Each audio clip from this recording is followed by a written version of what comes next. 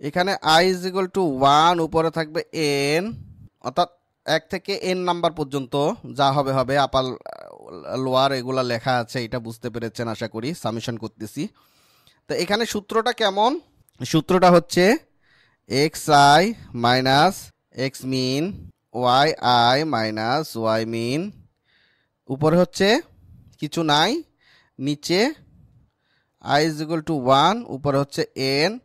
এখানে সূত্রটা হচ্ছে xi minus X whole square. একদম ঘাবড়াবেন না, আমি এই সূত্রটা, এই যে দেখতেছেন এই সূত্রটা আজকে আমি আপনাদের ক্যালকুলেশন করে দেখাবো, অর্থাৎ এটা কোথা থেকে আসছে জিনিসটা আমি আপনাদেরকে এক্ষুনি ক্যালকুলেশন করে দেখাচ্ছি।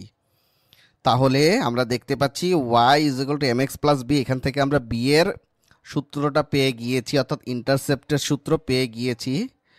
এখন আমরা পাচ্ছি m is equal to x i minus x y i minus y head, তারপরে x minus x head whole square, এখানে হেড হবে। হ্যাঁ, আশা করি বুঝতে পেরেছেন। এখন এই ক্যালকুলেশনটা আমরা করে দেখাবো।